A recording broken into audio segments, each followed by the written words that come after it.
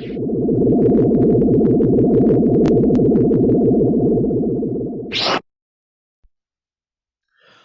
up guys, welcome back to the channel, and today in this video I'll be discussing my top 10 worst favorite Star Wars characters of all time. The past video I discussed my top 10, now we're back on the top 10 worst. So the format's going to work the exact same. I'm going to list my top worst characters from 10 to 2, then after 2 I'm going to go over my 4 honorable mentions, and then I'm going to list my number 1 favorite character. So let's waste no time, let's jump right into it. So coming in number 10, I have Ziro the Hutt. Now Ziro the Hutt was Jabba the Hutt's uncle, I believe, yeah, in the Clone Wars TV show, and I mean, he was just annoying. He was just annoying. Like I just wanted to cringe every time I saw him. His voice just got me. And also like also was really responsible for kidnapping Jabba's son in the Clone Wars movie. And other than that, he was just really annoying. So Ziro the Hutt comes in at number 10. At number 9, I have Captain Phasma. Now Captain Phasma is probably I call it the Boba Fett of the sequel trilogy because like she's a cool looking character. Like she had so much potential, but in the movies they literally did nothing with her. Like I think she has like 5 to 10 lines within both movies in total. Like other than that, she's just there.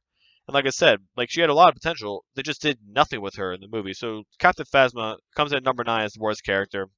At number 8, we have General Hux. Now, General Hux in The Force Awakens, I thought was actually a pretty interesting character, and I also thought he had potential.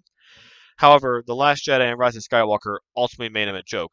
In The Last Jedi, he was constantly getting thrown around by Kylo and Snoke, and same thing, like in Rise of Skywalker, he got choked out by Kylo, and then he also was executed too by General Pride. So, Hux, I mean, he was also annoying, and he was literally just a joke, honestly. Like, you couldn't take him seriously at all, which was honestly pretty ridiculous for, for a Star Wars general.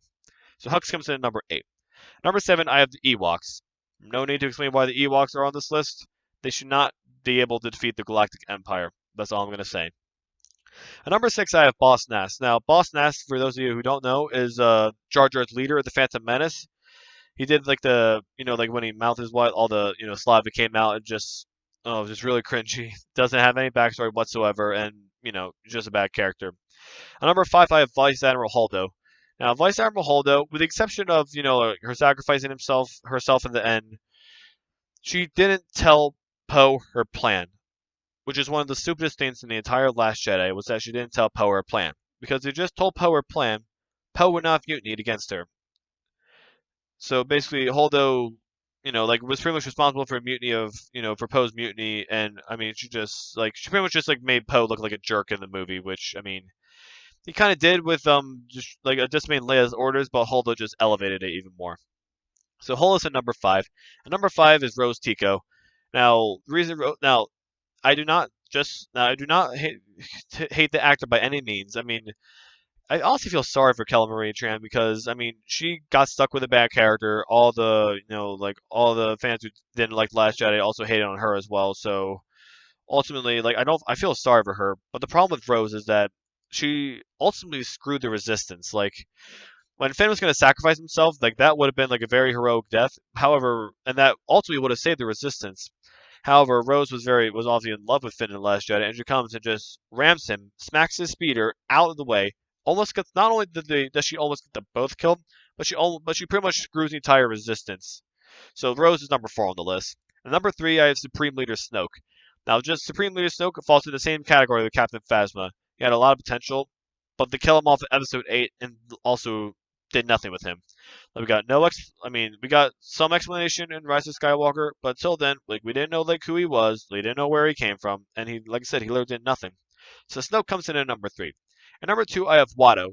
Now, Watto was the Toydarian, was Anakin's master in the Phantom Menace. He was the Toydarian who fly around with Qui-Gon. Now, obviously, since he's a slave master, he's obviously on this list, but he was just a jerk as well. He didn't like Qui-Gon. He was a jerk to Anakin and his mom, and basically, he really wanted Anakin to lose. When Anakin, couldn't get going, he laughed immediately, and pretty much was a sore loser when Anakin won the pod race overall. So Watto comes in at number 2. Now, before we get to my number 1 worst character, let's go over some honorable mentions. So my first honorable mention, I have General Krell from the Umbara arc in the Clone Wars. No need to explain why he's an honorable mention on this list. He pretty much he hated all the clones. He orchestrated Captain Rex in the 501st to pretty much attack the 212th and Waxer. They pretty much was friendly fire together. And ultimately, Krell pretty much betrayed the Republic. So Krell comes in as my first honorable mention. My second honorable mention, I have Snootles, which was one of the singers at Jabba's palace in Return of the Jedi. She along with all those other people sang Jedi Rocks in the remastered version of Return of the Jedi.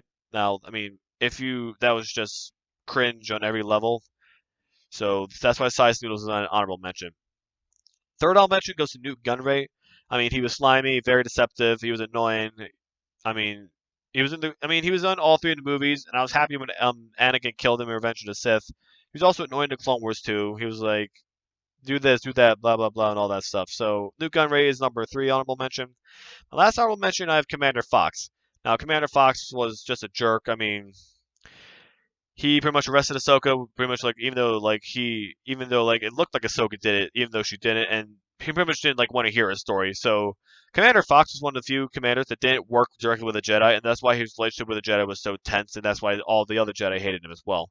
Also, he shot fives in the Order 66 arc in season 6, and ultimately ended fives, and pretty much like buried the secret of Order 66. So Fox was the last honorable mention. Now coming in at number 1, I think you all guessed it, it's Jar Binks. Now, if you didn't, now Jar Binks is number 1 for many, many reasons.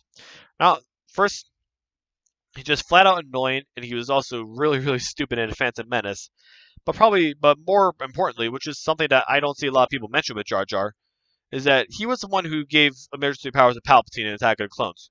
So Jar Jar basically screwed the galaxy. So he was responsible for Palpatine orchestrating the Clone Wars. He was ultimately responsible for the Jedi's demise, ultimately responsible for the Republic becoming the Empire. Jar Jar screwed the galaxy. And it's something that I don't and that's something that I don't see a lot of people mention in like when they talk about Jar Jar, which I really think they should address. Well, guys, that's going to be for my top 10 worst characters video. The next video will be my top 10 most overrated Star Wars characters, so stay tuned for that video, guys. Thanks. Have a good day.